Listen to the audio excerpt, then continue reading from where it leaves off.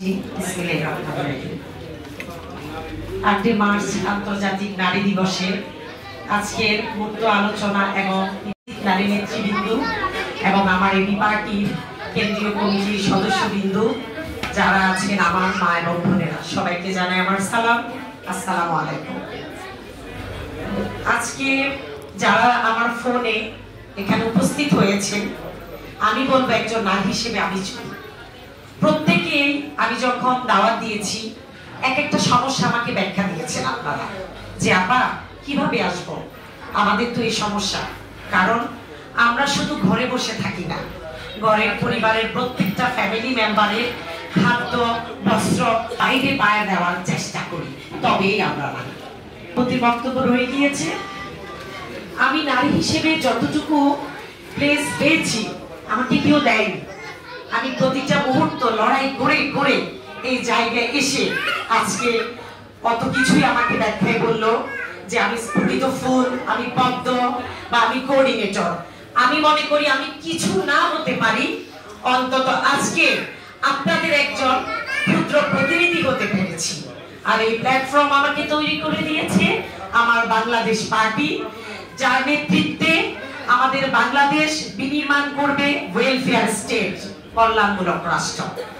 সেই আর কেউ নয়, জনাব মুজিবুর রহমান মঞ্জু, ব্যারিস্টার ফুয়াদ স্যারের, আমাদের সেন্ট্রাল পর্যায়ে ব্যারিস্টার মিলি আপা, বন্যা আপা, তাদের নেতৃত্বে আজকে আমাদেরকে প্ল্যাটফর্ম তৈরি করে দিয়েছেন কিছু বলার জন্য।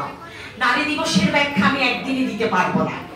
নারী হিসেবে আমি শুধুমাত্র আজকের সীমিত সময়ে আমি আপনাদেরকে সবকিছু বিচার বিশ্লেষণ করতে পারবো না।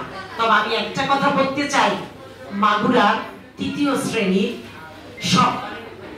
শ্রেণীর 7 থেকে 8 বছরের যে মেয়ের ঘটনা প্রত্যেকের হৃদয়কে নাড়া দিয়েছে। আমিও 2টা কন্যা সন্তানের মা, আমার এখানে যতগুলো মা বোন আছে প্রত্যেকে আজকে আমার কাছে নিরাপত্তা চেয়েছে। মনিয়াপা রাত হবে, আমরা পাশে বসতে পারবো, মনিয়াপা একটু আগে করলে হতো না। এই যে তাদের ভীতি, এই যে এতগুলো মা বোনের কনসেন্ট্রিটি আমি নিতে পারবো কিনা আমার জন্য একটা চ্যালেঞ্জ ছিল। এই জন্য নারী হিসেবে রাজনীতি জগতে আমি প্রত্যাপন করেছি, নারী হচ্ছে আপনার রানীত্ব। একটা রাষ্ট্র পরিচালনার জন্য একটা রাষ্ট্রকে যদি সার্বভৌমত্ব ধরে রাখতে হয়, নারী নেতৃত্বের কোনো বিকল্প নেই। আপনার সৎ সাহস, আপনার অ্যাটিটিউড, আপনার বৈশিষ্ট্য, আপনার পোশাক সবকিছু দিয়ে আপনি বিশ্বকে দেখিয়ে দিবেন একজন নারী সবকিছু করতে পারে। একটু আগে অধ্যাপক ফজলুল হক বর্ণনা দিয়ে গিয়েছে, শুধুমাত্র যারা একটু খোলামেলা পোশাক পরে তারাই কি দোষিতা না, যারা ইসলামিক মাইন্ডের পোশাকগুলো পরে, হাত মোজা, পা মোজা, বোরকা পরে, একেবারে ইসলাম যেটাকে আমরা খাস পর্দা বলি, যেটা আমরা সবাই করতে পারি না, যারা কর্মজীবী নারী, আমাদের বিভিন্ন কোড দেওয়া থাকে, আমাদের বিভিন্ন রেস্ট্রিকশন থাকে, যেটা আমরা মেনে চলে আমাদের চাকরির জায়গায় নিজেকে প্রেজেন্ট করতে পারি না।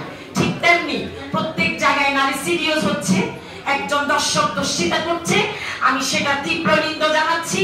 সেই সাথে আমি অ্যাডভোকেট শিরিনা ম্যামের কথা ধরে আমি বলতে চাই, নারী ও শিশু দমন আইন অনুযায়ী প্যানেল কোড দণ্ডবিধি 377 ধারা অনুযায়ী কোন নারী যদি সিরিয়াস হয়, আমরা ফেনী জেলায় শুধুমাত্র মানববন্ধন নয়, আমি আমার মা বোনদেরকে নিয়ে এবি পার্টি লক্ষ্যদের রাস্তায় নেমে প্রকাশ্য দিবালোকে তাদেরকে জনসম্মুখে শাস্তির আওতায় আনার দাবি জানাচ্ছি। আমি আপনাদের প্রতি আহ্বান জানাই, আজকে যেভাবে আপনারা দূর দূরান্ত থেকে আপনাদের এই ত্যাগের মহিমা রোজাকে আপনারা বিলীন করেছেন, আমার এই অনুষ্ঠানকে সাফল্যমণ্ডিত করার জন্য আপনাদের প্রতি আমি চিরকৃতজ্ঞ। আমি কি দিতে পেরেছি আপনাদেরকে? সর্বোচ্চ একটা খুরমা দিয়ে ইফতার করবো। আমরা অন্যান্য দলের মতো আপনাদেরকে অনেক কিছু দিব এই প্রলোভনে আমরা আপনাদেরকে এখানে ডাকিনি। আমরা দেখেছি নারী অধিকার, শিশু অধিকার, বিভিন্ন সমঝোতা বিষয়ে আপনারা কথা বলবেন, আমরা সেগুলো সমাধান করব। আমি আমার বক্তব্য এখানে আর বড় করতে চাই না। ফেনী জেলায় নারী নেতৃত্বের মধ্য দিয়ে এক ঝাঁক নারী পাবেন আপনারা, যেখানে সমস্যা সমাধানের প্রাণকেন্দ্র হবে এবি পার্টি। ধন্যবাদ সবাইকে। সভাপতি তার সমাপনী বক্তব্য